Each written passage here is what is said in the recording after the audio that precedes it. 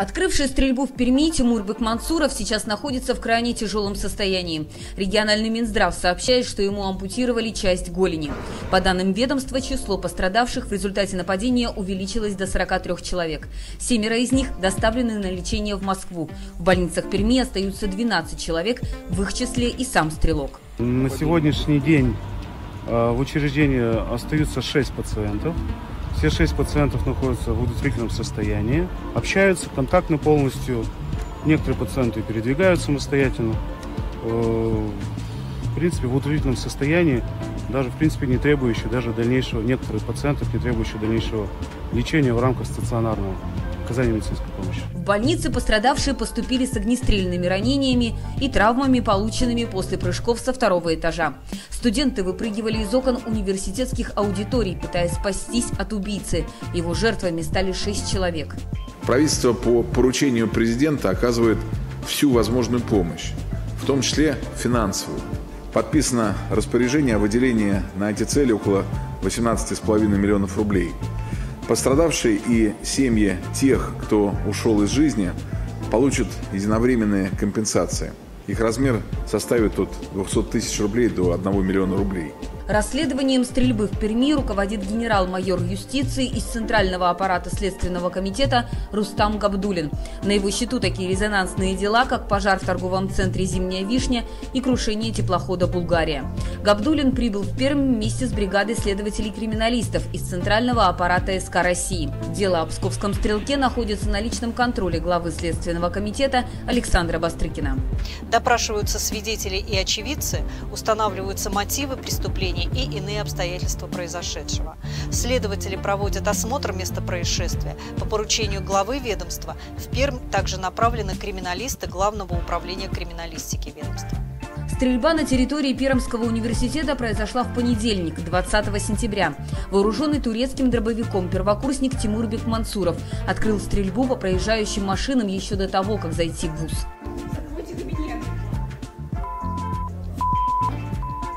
Стреляют. Чувака стреляли. Первыми жертвами нападения стали люди на территории кампуса. Бекмансуров открыл огонь по студентам, которые стояли возле проходной университета. Кость не задела, насквозь не прошло. Но вот как раз после того, как меня подстрелили, уже усилилась паника. Потом я решаю проверить ногу, а там кровь. И у меня первая реакция, понятно, стреляют. А потом только через несколько секунд понимаю, что типа... меня подстрелили, я истекаю кровью, надо что-то делать. Тимур Бекмансуров выстрелил в одного из студентов на крыльце корпуса, а войдя в здание, открыл огонь по охраннику. В 11:48 официальный телеграм-канал вуза призвал студентов и преподавателей забаррикадироваться в аудиториях, либо по возможности покинуть территорию вуза. Финал этих трагических событий вчера разворачивался в нашем корпусе. Все преподаватели и сотрудники, которые находились на своих рабочих местах, действовали очень четко и грамотно.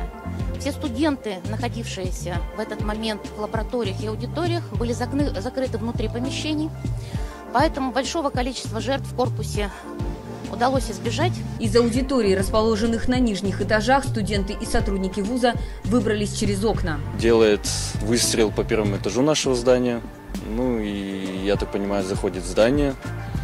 Слышен выстрел с 1-го этажа, и когда выстрел прогремел, мы понимаем что надо либо баррикадировать, либо прыгать.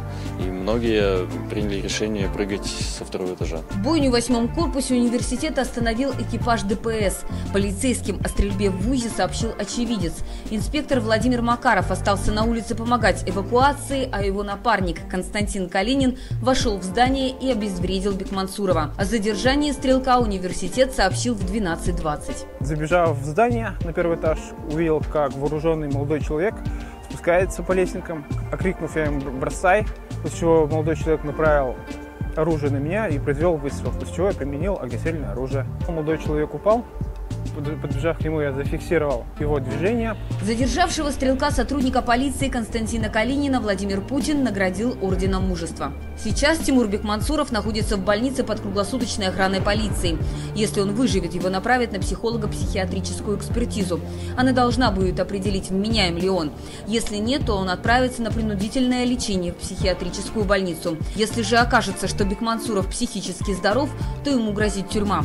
СК завел уголовное дело по части части 2 статьи 105 Уголовного кодекса «Убийство». Минимальное наказание по ней 8 лет заключения, максимальное – пожизненное. Из-за ампутации ноги пермский стрелок, вероятно, получит инвалидность. Но она не должна стать смягчающим обстоятельством, считают правозащитники. По данным ФСИН, в российских тюрьмах сейчас около 20